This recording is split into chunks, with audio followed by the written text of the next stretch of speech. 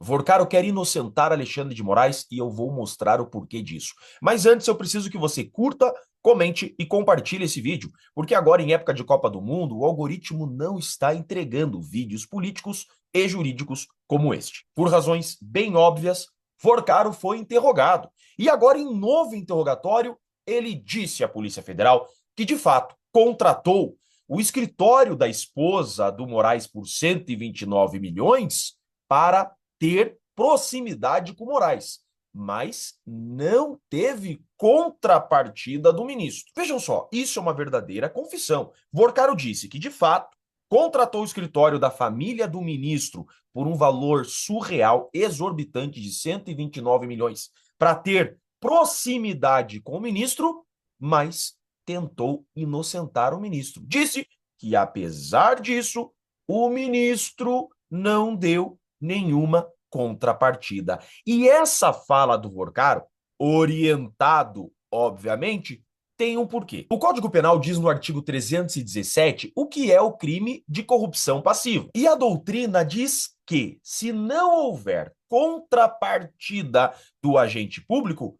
não há que se falar em corrupção. Com certeza, então, já existe uma tese em torno desses 129 milhões e o Vorcaro claramente encampou essa tese de defesa. Mas por que Vorcaro precisou dizer isso expressamente no seu depoimento? Porque nós temos um grande problema nesse contrato de 129 milhões. A doutrina e a jurisprudência dizem o seguinte, que a corrupção passiva, aquela praticada pelo agente público, existe, é consumada, mesmo que o ato seja estranho às atribuições do servidor. O ministro pode dizer o seguinte em sua defesa: eu nunca fui juiz em processo do Vorcaro, eu nunca atuei como ministro em qualquer caso envolvendo o Vorcaro. Então não há que se falar, em hipótese alguma, em corrupção passiva. Mas não é bem assim. A doutrina e a jurisprudência dizem o seguinte, que muito embora você não tenha agido exatamente na sua função, mas tenha de qualquer outro modo dado qualquer contrapartida por valores recebidos, isso já configura corrupção. É aqui então que começa o grande problema e Vorcaro tem que dizer que não houve nenhuma contrapartida. Quem lembra disso daqui? Moraes intercedeu no Banco Central por banco que contratou sua esposa. A esposa do Moraes recebeu um contrato de 129 milhões do Banco Master para advogar para o Banco Master. O Banco de Brasília queria comprar o Banco Master e o Banco Central não estava deixando. Houve então divulgação pela imprensa que Moraes teria ido até o Banco Central interceder pelo Banco Master para que o Banco Central autorizasse esse negócio, compra do Banco Master pelo Banco de Brasília. E isso ele teria feito porque sua esposa é advogada do caso e sua esposa estava ganhando 129 milhões. Em tese, isso configura corrupção. Se isso aconteceu, é corrupção. Mas a tese do Alexandre de Moraes é que ele não conversou com o presidente do Banco Central sobre a aquisição do Banco Master pelo Banco de Brasília. Ele disse que ele foi, de fato, ao Banco Central, mas para falar de outros assuntos, e não sobre aquele negócio que sua esposa recebeu 129 milhões para advogar. Ou seja, a tese do ministro é que nunca houve por parte dele contrapartida para Vorcaro. Então vejam só, a tese é exatamente essa. Nunca houve contrapartida pelos 129 milhões.